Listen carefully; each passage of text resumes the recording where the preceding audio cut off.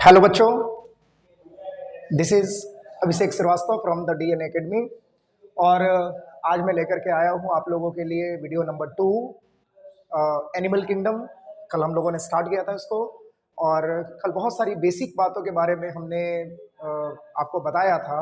बहुत सारी बेसिक बातें जो है वो कल हो चुकी हैं, और बहुत सारे कैरेक्टरिस्टिक फीचर्स को हमने इंडिविजुअलाइज किया था। आज हम एक एक करके कैरेक्टरिस्टिक फीचर्स को पकड़ेंगे, एक एक करके कैरेक्टरिस्टिक फीचर को लेंगे और उनकी डिटेल स्टडी करने की कोशिश करेंगे ना, सो दैट कि आपको एक कंप्लीट अप्रोच, एक एक एक होलसम अप्रोच जो है वो समझने का मौका मिले, और एनिमल किंगडम जो है वो आपके लिए थोड़ा आसान हो जाए ना। सो चलो स्टार्ट करते हैं हम इस वीडियो में अलग अलग किस्म के कैरेक्टरिस्टिक फीचर्स। कल हमने ढेर सारे कैरेक्टरिस्टिक फीचर्स के बारे में बात कर रहे थे। मैं शॉर्ट में आपको केवल बता दे रहा हूँ कि कौन कौन से कैरेक्टरिस्टिक फीचर थे।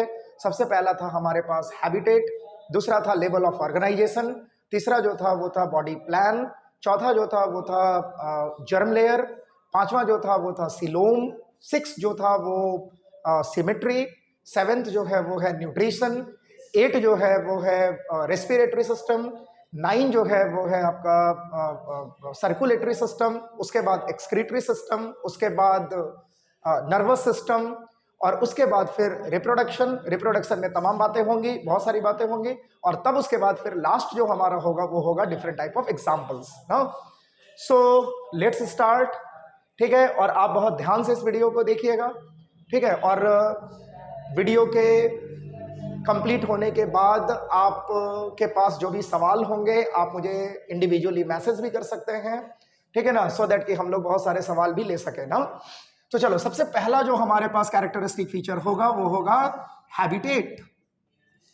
और जब हम बात करते हैं हैबिटेट की, सो ऑर्गेनिज्म के रहने की जगह को आप हैबिटेट कहते हो, ठीक है ना। Habitat is the actual place where the organism reside, या आप कह सकते हो कि habitat is the place where organism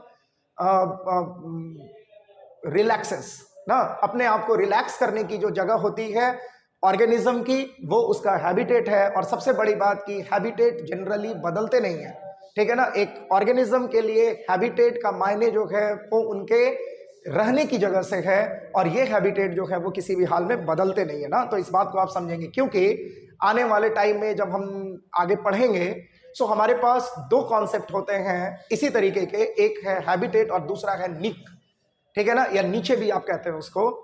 तो वहां पर फिर आपको समझना पड़ता है कि what is the difference between habitat. तो habitat is the permanent address of the living organism, while niche या नीचे इज द टेम्पररी या professional address of the living organism ना। तो ये आप ध्यान देंगे। तो हैबिटेट एक परमानेंट एड्रेस है लिविंग ऑर्गेनिज्म का, और इस हैबिटेट के अकॉर्डिंगली अगर आप बात करेंगे तो ऑर्गेनिज्म को हम दो पार्ट में डिवाइड कर सकते हैं। पहला जो पार्ट होता है उसको हम लोग कहते हैं एक्वेटिक हैबिटेट। पहला जो होता है उसको हम लोग कहते हैं एक्वेटिक हैबिटेट, और दूसरा जो होता है उसको हम लोग कहते हैं टेरेस्ट्रियल हैबिटेट, ठीक है ना। एक पानी में रहने वाले ऑर्गेनिज्म और दूसरा जमीन पर रहने वाले ऑर्गेनिज्म की बात हम कर रहे हैं। देखो, एक्वेटिक हैबिटेट की अगर हम बात करेंगे तो आपको एक चीज समझना है कि एक्वेटिक हैबिटेट में दो तरीके के एक्वेटिक कंडीशंस मिलेंगे आपको। पहला जो होता है उसको आप कहते हैं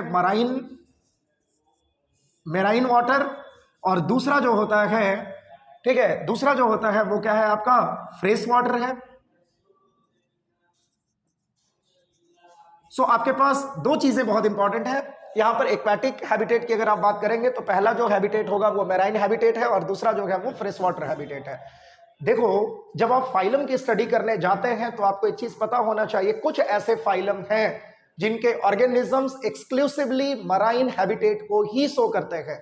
उनकी जो हैबिटेट होती है वो मैराइन नेचर की होती है।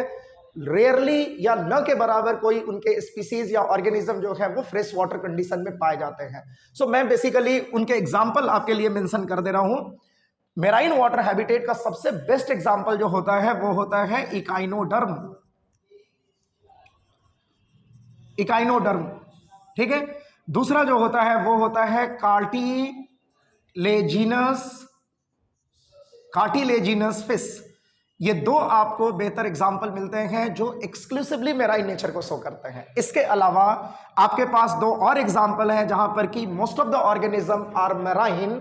एक जो है वो है आपका क्या, एक है आपका पॉरीफेरा। पॉरीफेरा इसमें मैक्सिमम ऑफ द स्पीसीज जो होते हैं वो मेराइन है, हालांकि इनमें फ्रेश वाटर के कंडीशन भी अवेलेबल होते हैं। जब हम इंडिविजुअल स्टडी करेंगे तो मैं उसके एक्सेप्शनल कंडीशन जरूर मेंशन करूंगा आपके लिए। और दूसरा जो होता है वो है आपका सिलिंट्रेट। दूसरा जो होता है वो क्या होता है? सिलिंट्रेट। सो पॉरीफेरा और सिलिंट्रेटा में most of the species are marine, while echinoderms और cartilaginous fish are exclusively marine in nature. तो ये आपने बिल्कुल अलग अलग कर दिया कि मेराइन हैबिटेट को कौन शो कर रहे हैं। उसी तरीके से अगर आप फ्रेश वाटर के कंडीशन को शो करेंगे या बात करेंगे उसके बारे में, तो सबसे पहला तो आपका प्रोटोजोआ है। प्रोटोजोआ में बहुत सारे अमीबा, पैरामीशियम, सारे के सारे जो है वो इस कंडीशन में आते हैं ना, फ्रेश वाटर हैबिटेट को लेकर के। दूसरा जो होता है हाइड्रा। सिलिंट्रेट में देखो, हाइड्रा एक ऐसे ऑर्गेनिज्म है जो फ्रेश वाटर नेचर के होते हैं ना।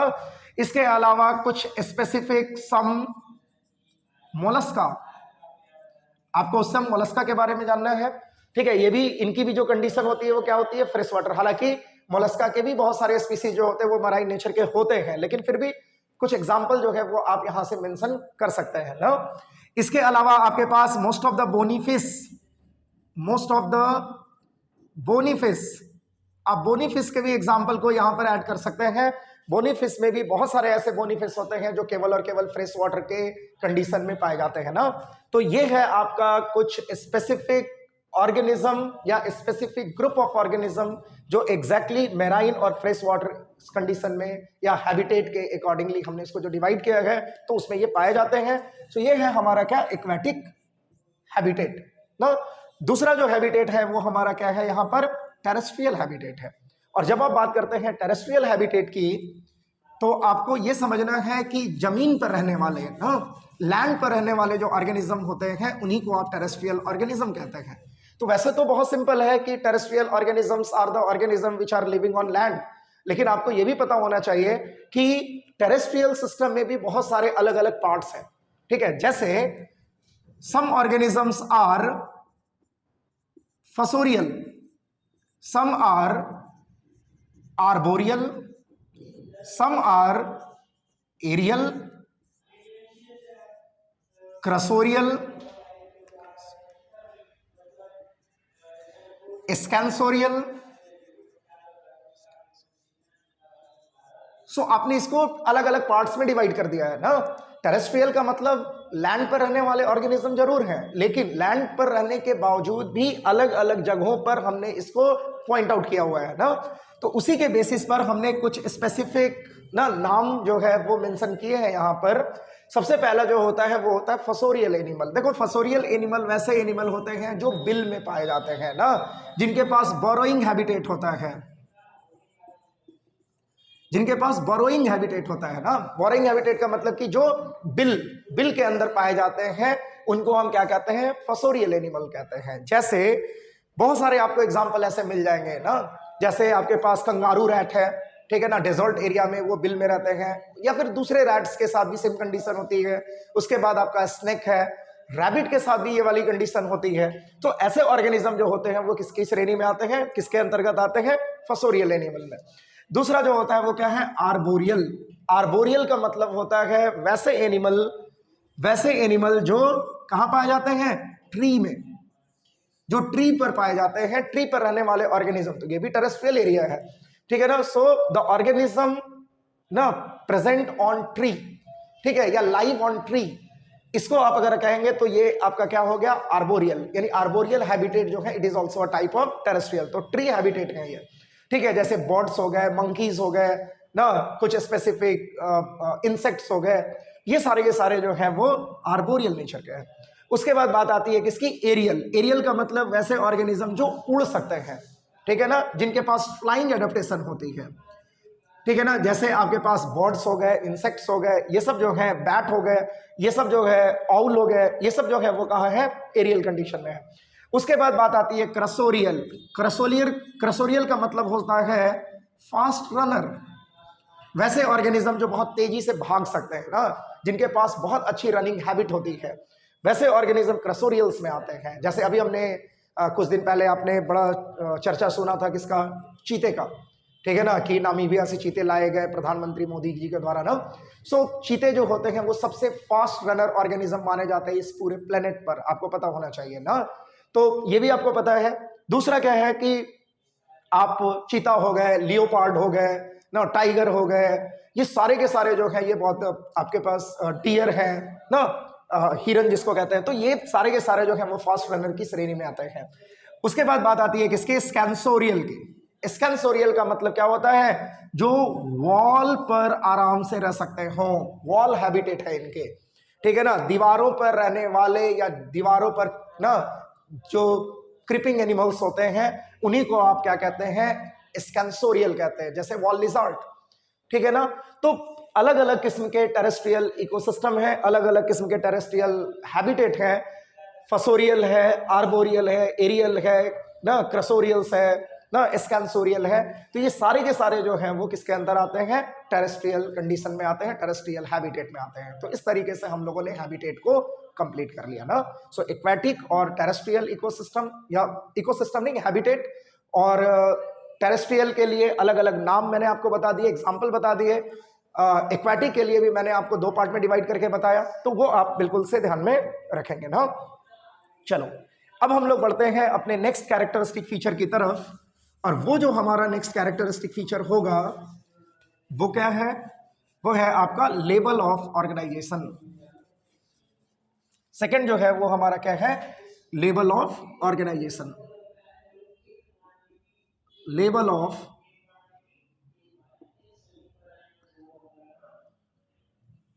ऑफ ऑर्गेनाइजेशन, किस तरीके के ऑर्गेनाइजेशन है ना, लिविंग ऑर्गेनिज्म के बनने की प्रक्रिया में जो पार्टिसिपेशन होती है सेल की, टिश्यू की, ऑर्गन सिस्टम की, एक्चुअली हम उसी को यहां पर पढ़ने वाले हैं ना, कि किस तरीके का ऑर्गेनाइजेशन है लिविंग ऑर्गेनिज्म का ना। तो जैसे जो छोटे लिविंग ऑर्गेनिजम्स होते हैं वो केवल सेलुलर हैं, सेल से बनते हैं, 1 2 4 10 20 सेल से बनते हैं। कुछ ऐसे ऑर्गेनिजम्स होते हैं जो टिश्यू से बनते हैं, कुछ ऐसे ऑर्गेनिज्म होते हैं जिनमें ऑर्गन का कॉन्सेप्ट है, और कुछ ऐसे हैं जिनमें ऑर्गेनाइजेशन का कॉन्सेप्ट है, यानी कि ऑर्गन सिस्टम का कॉन्सेप्ट है ना। तो उसी के कंडीशन को ध्यान में रख करके हमने बात करनी है लेवल ऑफ ऑर्गेनाइजेशन की, और इसमें हम ऑर्गेनिज्म को अलग अलग पार्ट्स में डिवाइड करते हैं। सबसे पहला जो ऑर्गेनाइजेशन होता है उसको हम लोग कहते हैं cellular level organization, cellular level organization. दूसरे को कहा जाता है क्या, टिश्यू लेवल ऑर्गेनाइजेशन। तीसरे को कहा जाता है क्या, टिश्यू लेवल के बाद हम ऑर्गन लेवल ऑर्गेनाइजेशन की बात करेंगे, और चौथा जो होता है वो क्या है आपका, ऑर्गन सिस्टम ऑर्गेनाइजेशन। सो आपके पास 4 अलग अलग किस्म के क्या है, लेवल ऑफ ऑर्गेनाइजेशन है लिविंग ऑर्गेनिजम्स के accordingly. Cellular level of organization, देखो एक ऐसी ऑर्गेनाइजेशन जिसमें living organisms are made up of cell only, ठीक है ना, सिंगल सेल से बने हुए हों, एक से ज्यादा सेल से भी बने हुए हो सकते हैं, बट ध्यान रहे कि they are loosely formed by the cell, and cells are not works in coordinated manner. Cell जो है वो कोऑर्डिनेटेड मैनर में काम नहीं करते। सेल तो है, ढेर सारे सेल भी हो सकते हैं, एक से ज्यादा सेल भी हो सकते हैं, लेकिन आप उसको टिश्यू नहीं कहेंगे, ठीक है ना, आप उसको सेलुलर ग्रेड कहेंगे, सेलुलर ऑर्गेनाइजेशन कहेंगे, क्योंकि यहां पर सारे के सारे सेल अपने तरीके से, इंडिविजुअल तरीके से वर्क करते हैं, एक दूसरे के साथ वो कोऑर्डिनेटेड मैनर में काम नहीं करते, they never coordinated with each other. इसलिए ऐसे जो लेवल ऑफ ऑर्गेनाइजेशन होते हैं उनको हम क्या कहेंगे, सेलुलर लेवल ऑर्गेनाइजेशन। और ये वाले ऑर्गेनाइजेशन आपको मिलेंगे कहां, तो याद रखें, एग्जाम्पल के तौर पर आप हमेशा याद करते जाएंगे, ये मिलते हैं आपको पॉरीफेरा के कंडीशन में, ठीक है ना, जिसका रिप्रेजेंटेटिव ऑर्गेनिज्म जो है वो क्या है, स्पॉन्ज है, ठीक है ना। सो आप ये ध्यान रखेंगे। दूसरा जो होता है वो क्या है आपका, tissue level of organization. Tissue level है, टिश्यू लेवल का मतलब क्या होता है, organisms are made up of large number of cells and all cells are work as a coordinated manner. एक कंप्लीट कोऑर्डिनेशन सिस्टम के बेसिस पर ये काम कर रहा है ना। टिश्यू को हम डिफाइन ही ऐसे करते हैं, टिश्यूज क्या होते हैं, tissue is the collection of cells and all this cells are work cumulatively, या फिर आप कह सकते हैं कि they work in a coordinated manner. So coordination should be important. So tissue level organisation में लार्ज नंबर ऑफ सेल्स जो है वो प्रेजेंट होते हैं, और सारे के सारे सेल्स जो होते हैं वो कोऑर्डिनेटेड मैनर में वर्क करने के लिए रिस्पॉन्सिबल हैं। इसीलिए आप ऐसे ग्रेड ऑफ ऑर्गेनाइजेशन को क्या कहेंगे, टिश्यू लेवल ऑर्गेनाइजेशन। और इसका सबसे बेस्ट एग्जांपल क्या है आपका, इसमें सबसे बेस्ट एग्जांपल होता है सिलिंट्रेट, और इसमें जो रिप्रेजेंटेटिव ऑर्गेनिज्म है वो क्या है आपका हाइड्रा। तीसरा जो है वो क्या है आपका ऑर्गन लेवल। देखो यहां तक आते आते there is a development of organs, अलग अलग किस्म के ऑर्गन्स का डेवलपमेंट हो गया है, ठीक है ना। लेकिन याद रखें कोई सिस्टम नहीं बना। जैसे आप हार्ट का डेवलपमेंट देखेंगे लेकिन सर्कुलेटरी सिस्टम का डेवलपमेंट नहीं हुआ है। लंग्स का डेवलपमेंट या लंग्स जैसे किसी रेस्पिरेटरी ऑर्गन का डेवलपमेंट हो गया है, लंग्स तो नहीं होता बट दूसरे ऑर्गन का डेवलपमेंट हो गया है, लेकिन कंप्लीट रेस्पिरेटरी सिस्टम की बात आप नहीं करने जा रहे हैं, ठीक है ना। सो आप याद रखेंगे कि ऑर्गन लेवल ऑर्गेनाइजेशन में क्या होते हैं, कुछ स्पेसिफिक टाइप के ऑर्गन्स जो है वो बन करके तैयार हो गए हैं और वो ऑर्गन स्पेशलाइज्ड फंक्शन के लिए रिस्पॉन्सिबल है, ठीक है ना। So those organisms which has some specific type of organ in them and specific organ are responsible for the specific function, उसी को आप क्या कहते हैं ऑर्गन लेवल ऑर्गेनाइजेशन कहते हैं। और ये जो ऑर्गन लेवल ऑर्गेनाइजेशन है वो बेसिकली आपको कहाँ मिलेगा, प्लेटी हेल्मिन्स में मिलेगा, और दूसरा जो है वो आपका कहाँ मिलेगा, निमेटोड्स में मिलेगा, ठीक है ना। और उसके बाद बात आती है किसकी, ऑर्गन सिस्टम ऑर्गेनाइजेशन की, अ सिस्टम ऑफ ऑर्गन्स, ठीक है ना। और बहुत सारे ऑर्गन्स मिलकर के क्या बनाते हैं, एक कंप्लीट सिस्टम तैयार करते हैं। ऐसे फॉर एग्जांपल जैसे जब आप बात करते हैं सर्कुलेटरी सिस्टम की ना, मैं एक एग्जांपल ले रहा हूं आपके लिए। अगर आप बात करते हैं सर्कुलेटरी सिस्टम की, तो circulatory system is made up of what, किस चीज से बने हुए हैं ये, तो एक हार्ट है, ठीक है, दूसरा क्या है आपका ब्लड वेसल्स है, तीसरा जो है वो क्या है ब्लड है। अगर आप लिम्फेटिक सिस्टम को भी इंक्लूड करना चाहें तो लिम्फेटिक सिस्टम को भी आप इंक्लूड करेंगे। तो ये पूरा का पूरा एक सिस्टम होता है जिसको आप सर्कुलेटरी सिस्टम के तौर पर जानते हैं। सो यहां पर वही है, ऑर्गन सिस्टम ऑर्गेनाइजेशन एक ऐसे ऑर्गेनाइजेशन है जिसमें लिविंग ऑर्गेनिजम्स के अंदर कुछ स्पेसिफिक टाइप के ऑर्गन सिस्टम का डेवलपमेंट हो गया है, ठीक है ना। स्पेशलाइज्ड ऑर्गन तो है ही for the specific function, but उनसे रिलेटेड और भी जितने सिस्टम हैं, दूसरे ऑर्गन जो इनको सपोर्ट करते हैं, उन ऑर्गन्स के भी डेवलपमेंट की शुरुआत यहां पर हो गई है। और ये स्टार्ट होते हैं कहां से, एनिलिड से, और खत्म होते हैं जाकर के फाइनली मैमल्स तक। सो एनिलिड से लेकर के मैमल्स तक के जितने भी ऑर्गेनिजम्स हैं उन सब में ऑर्गन सिस्टम ऑर्गेनाइजेशन पाए जाते हैं। सो आपके पास 4 लेवल ऑफ ऑर्गेनाइजेशन है, cellular level organization, tissue level organization, organ level organization और ऑर्गन सिस्टम ऑर्गेनाइजेशन। इन चारों लेवल ऑफ ऑर्गेनाइजेशन की स्टडी जो है वो आप बड़े आराम से कर सकते हैं यहां से।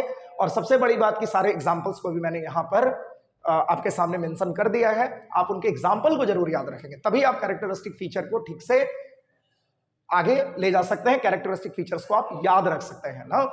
तो ये है आपका दूसरा सबसे इंपॉर्टेंट जो कैरेक्टरिस्टिक फीचर है, उसके बारे में हमने बात करी।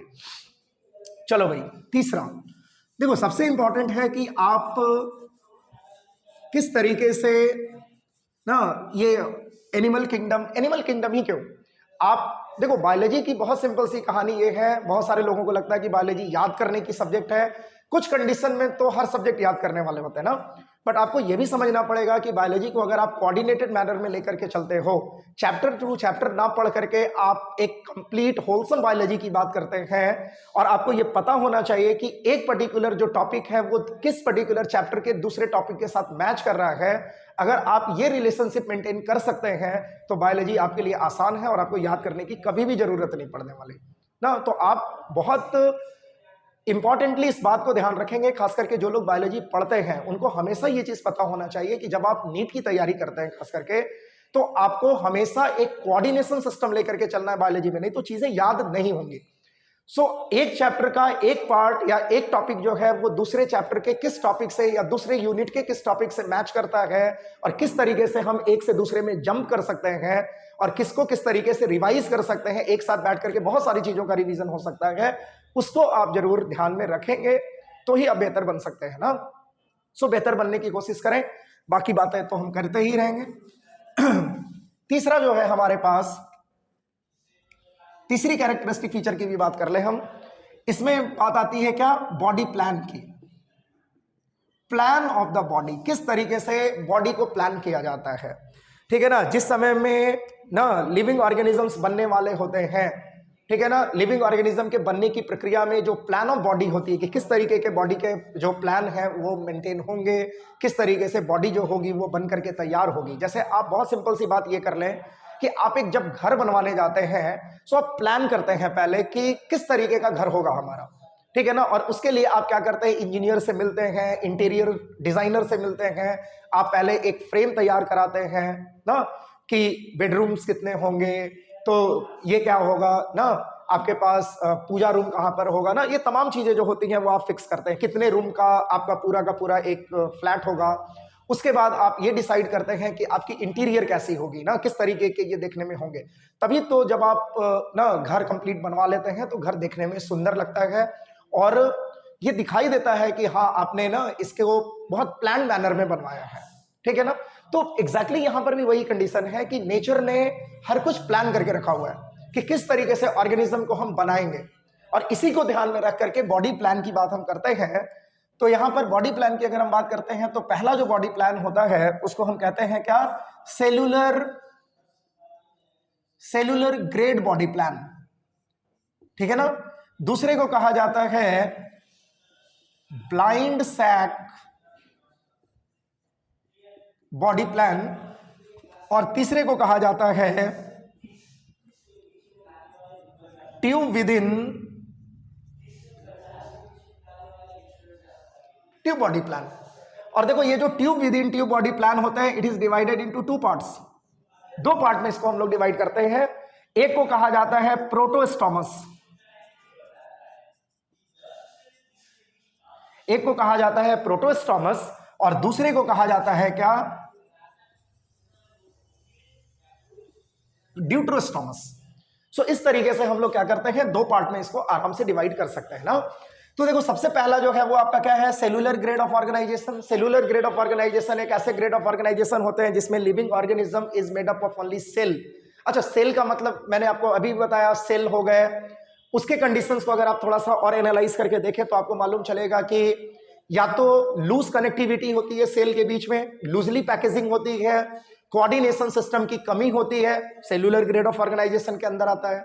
कुछ कंडीशन में जो, चूंकि हमारे पास टिश्यू ग्रेड ऑफ ऑर्गेनाइजेशन नहीं होते ना, आप ध्यान देंगे इस बात को, हमारे पास टिश्यू ग्रेड ऑफ ऑर्गेनाइजेशन नाम की कोई चीज यहां पर नहीं है। इसका मतलब यह हुआ कि सेलुलर ग्रेड ऑफ ऑर्गेनाइजेशन में ही हम टिश्यू ग्रेड को भी टिश्यू ग्रेड को भी हम मेंशन कर सकते हैं ना। तो आप इस बात को समझेंगे कि या तो एक सेल या ढेर सारे सेल से ऑर्गेनिज्म बने हुए हैं and they are loosely coordinated with each other, एक तो ये कंडीशन है कि लूजली कोऑर्डिनेशन हो रही है या फिर जीरो कोऑर्डिनेशन है। दूसरा कि नहीं, ऑर्गेनिजम्स जो हैं वो लार्ज नंबर ऑफ सेल से बने हुए हैं और सारे के सारे जो सेल्स हैं वो कोऑर्डिनेटेड मैनर में वर्क कर रहे हैं ना, in the form of tissue. तो ये दोनों के दोनों जो अप्रोच है बॉडी प्लान के, इसको आप क्या कहते हैं, इसको आप रखते किसमें है, सेलुलर ग्रेड बॉडी प्लान में। और यहां पर आपके दो एग्जाम्पल तो आपको पता चल रहे हैं क्योंकि लेवल ऑफ ऑर्गेनाइजेशन में आपने इसको पढ़ा है। पहला जो है वो आपका क्या है, पहला जो है वो आपका पॉरीफेरा है इसमें, और दूसरा जो है वो आपका क्या है, सिलिंड्रेटा है। सो ये दोनों जो होते हैं वो किसके एग्जाम्पल होते हैं, सेलुलर ग्रेड ऑफ ऑर्गेनाइजेशन के। दूसरा जो है जरा ध्यान देंगे, उसको हम लोग कहते हैं body blind sac body plan ना, मैं अभी इसको मिटा रहा हूं, उसके बाद हम लोग करेंगे। ब्लाइंड सैक बॉडी प्लान का मतलब क्या होता है, देखो ब्लाइंड सैक बॉडी प्लान का मतलब ये कि ऑर्गेनिजम्स का डेवलपमेंट जब होता है तो वहां पर जो एलिमेंट्री कैनाल होते हैं उसमें केवल और केवल क्या होता है, एक ही पोर प्रेजेंट होता है, ठीक है ना। You can say it mouth और एनस, एक ही पोर प्रेजेंट होता है। जैसे एक ऑर्गेनिज्म है मान लो, ठीक है ना, इसके अंदर क्या है, इसके अंदर एक ये कंडीशन है और यहां पर केवल एक पोर खुला हुआ है, ठीक है ना, ये है आपका एलिमेंट्री कैनाल,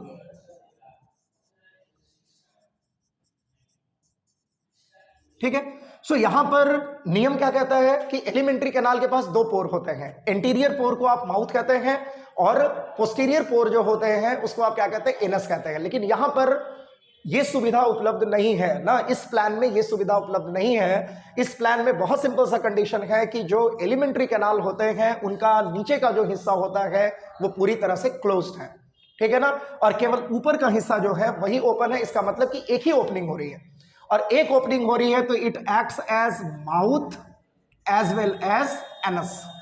ये दोनों तरीके से वर्क करते हैं, ये माउथ की तरह भी बिहेव करते हैं यानी इंजेक्शन ऑफ फूड के लिए भी रिस्पॉन्सिबल बनते हैं, और एनस की तरह भी बिहेव करते हैं यानी कि जो एक्सक्रीशन ऑफ फूड वेस्ट होता है उनके लिए भी ये रिस्पॉन्सिबल है ना। तो ये बहुत इंपॉर्टेंट है। Blind sac body plan basically found in the case of platyhelminthes, ठीक है ना। सो माउथ और एनस दोनों का एक ही पोर है, ठीक है ना। दूसरा पोर कंप्लीटली बंद है, इसीलिए ये पूरा का पूरा जो एरिया है वो कैसा है, ब्लाइंड एरिया है ना। ऐसे एरिया को आप क्या कहते हैं, ब्लाइंड एरिया। जब एक ऐसी गुफा हो जो एक साइड से ओपन हो और दूसरे साइड से बंद हो तो आप उसको कहते हैं ब्लाइंड केव। उसी तरीके से ये एलिमेंट्री कैनाल का पार्ट है जिसमें नीचे का हिस्सा बंद है, ऊपर का हिस्सा खुला हुआ है, इसीलिए आप इसको क्या कहते हैं, ब्लाइंड सैक कहते हैं। समझ में आ रहा है। अब बात आती है तीसरे तरीके के कंडीशन की, तीसरे तरीके के बॉडी प्लान की, और उस बॉडी प्लान को हम क्या कहते हैं, उस बॉडी प्लान को हम लोग कहते हैं tube with in tube. Body of the living organism is consisted of a complete tubular structure called alimentary canal. और ये जो एलिमेंट्री कैनाल होते हैं ये दोनों साइड से ओपन है, ठीक है। एक तरफ जो है वो क्या है, माउथ है, और दूसरे तरफ क्या है, आपका एनस है। चलो ये तो अच्छी बात है, माउथ और एनस प्रेजेंट है। लेकिन यहां पर भी आपको ध्यान ये देना है कि on the basis of development of mouth and anus, mouth और एनस के डेवलपमेंट के बेसिस पर आपने tube with in the tube plan को दो पार्ट में डिवाइड किया हुआ है, ठीक है ना। पहले को कहा जाता है क्या, प्रोटोस्टोमस, और दूसरे को कहा जाता है क्या, ड्यूट्रोस्टोमस। प्रोटोस्टोमस का मतलब कि during the development mouth develop first and followed by anus. सबसे पहले माउथ डेवलप करेंगे, उसके बाद एनस डेवलप करेंगे। अगर ऐसी कंडीशन बनती है लिविंग ऑर्गेनिज्म में, ऑर्गेनिज्म के डेवलपमेंटल कंडीशन में पहले एलिमेंट्री कैनाल में माउथ बनेंगे, उसके बाद जब एनस बनते हैं, सबसे पहले माउथ देन एनस, उस कंडीशन को आप क्या कहते हैं, प्रोटियोस्टोमस कहते हैं, ठीक है ना। और अगर बात आती है ड्यूट्रोस्टोमस के, तो यहां पर हमेशा याद रखेंगे कि ड्यूरिंग द डेवलपमेंट स्टेज या during the development condition of organism anus develops first and then followed mouth, ठीक है ना। यानी सबसे पहले एनस का डेवलपमेंट होगा, उसके बाद माउथ बनेंगे। तो उस कंडीशन में वैसे ऑर्गेनिजम्स के बॉडी प्लान को हम क्या कहते हैं, ड्यूट्रोस्टोमस। वैसे ऑर्गेनिज्म को हम ड्यूट्रोस्टोमस कहते हैं। सो एग्जांपल देख लें, यहां पर सबसे पहले क्या बनेगा, माउथ, उसके बाद क्या बनेगा, एनस। यहां पर सबसे पहले क्या बनेगा, एनस, उसके बाद क्या बनेगा, माउथ। एग्जांपल लिख लीजिए, एग्जांपल जान लीजिए, निमेटोड, ठीक है, एनिलिड्स, आर्थ्रोपोड्स एंड मोलस्का। ये चार ऐसे इन्वर्टिब्रेट फाइलम होते हैं, nematode, annelid, arthropod and Mollusca, जिनमें की प्रोटियोस्टोमस कंडीशन पाए जाते हैं। माउथ पहले डेवलप करेगा, एनस बाद में डेवलप करेगा। और ड्यूट्रोस्टोमस कंडीशन वाले जो एग्जांपल होते हैं याद कर लें आप, इकाइनोडर्म से लेकर के और मैमल्स तक, ठीक है ना। इकाइनोडर्म से लेकर के मैमल्स तक के जो कंडीशन आपको मिलेंगे, ऑर्गेनिजम्स मिलेंगे, इसमें उन सारे में ड्यूट्रोस्टोमिक कंडीशन होगा, यानी कि माउथ का डेवलपमेंट बाद में होगा, सबसे पहले एनस बनेंगे, उसके बाद माउथ बनेगा ना। सो ये है हमारा बॉडी प्लान। यानी आज हमने तीन चीजों को कंप्लीट किया है, तीन कैरेक्टरिस्टिक फीचर्स को। पहला है आपका हैबिटेट, दूसरा जो है वो है आपका लेवल ऑफ ऑर्गेनाइजेशन, और तीसरा जो है वो क्या है, आपका बॉडी प्लान। तो ये आप ध्यान में रखेंगे, ठीक है ना। इसको बार बार रिवीजन की जरूरत पड़ेगी ना, इसलिए क्योंकि इसमें भूलने की कंडीशन बहुत ज्यादा है। सो आप थोड़ा सा ध्यान रख करके पढ़ेंगे इसको, और आप वीडियो को लगातार देखते रहेंगे ना, अप्रोच करते रहेंगे वीडियोस में, एक एक करके ये वीडियोस डाले जाएंगे। और मेरी पूरी कोशिश है कि जितने सिंपलेस्ट फॉर्म में हम बच्चों को प्रोवाइड कर सकते हैं एनिमल किंगडम, ताकि कि वो बड़े आराम से एनिमल किंगडम को सीख सकें, और जो बोरिंग कंडीशन है एनिमल किंगडम की उसको हम लोग ओवरकम कर सकें ना। सो आज के लिए इतना ही बच्चों, ठीक है ना। आप आराम से पढ़ें, ठीक है, पढ़ाई ही इंपॉर्टेंट है जीवन में, इसके अलावा कुछ भी नहीं ना। तो आप इस बात को हमेशा ध्यान रखेंगे, इस अप्रोच को हमेशा ध्यान में रखेंगे कि आपको आने वाले टाइम में करना क्या है जीवन में ना, और उसी चीज के ऊपर में आप खुद को फोकस करें, ठीक है ना। क्योंकि 11-12 की क्लास अगर आप बेहतर तरीके से परफॉर्म कर लेते हैं, अगर आप उसको ढंग से पढ़ लेते हैं, तो आपका जो लाइफ है ना, लाइफ टाइम वो बेहतर होता चला जाता है ना, पूरी लाइफ बेहतर होती चली जाती है। वो कहा जाता है ना कि आपको जीवन में एक बार मेहनत जरूर करना है, चाहे आप अभी कर लीजिएगा, तो बाकी लाइफ आपकी बेहतर होगी। अगर आप अभी नहीं करेंगे तो बाद में आपको बोझा ढोना पड़ेगा ना। आपको मेहनत तो करना ही है, तो बेहतर ये है कि अभी आप कर लें और ये बोझा ढोने से कम बच जाए ना, और आप बेहतर करें। ठीक है, अपने ना परिवार की सुख सुविधाओं का ख्याल रखेंगे ना, ताकि जब आप मेहनत करते हैं, बढ़िया करते हैं, पढ़ते हैं, आपका कहीं बेहतर जगह पर हो जाता है, तो आपके पास बहुत सारी सुख सुविधाएं होती हैं जो आपके गार्जियन के पास नहीं थी। तो ये एक बेहतर जीवन का एक शुरुआत हो जाता है वहां से ना। तो आप इस काम को जरूर करेंगे, बेहतरीन तरीके से पढ़ाई करें, मन लगा करें, पढ़ाई करें। सो आज के लिए इतना ही। नेक्स्ट वीडियोस में फिर हम आगे के कैरेक्टरिस्टिक फीचर्स को अप्रोच करेंगे। ठीक है, धन्यवाद, जय हिंद।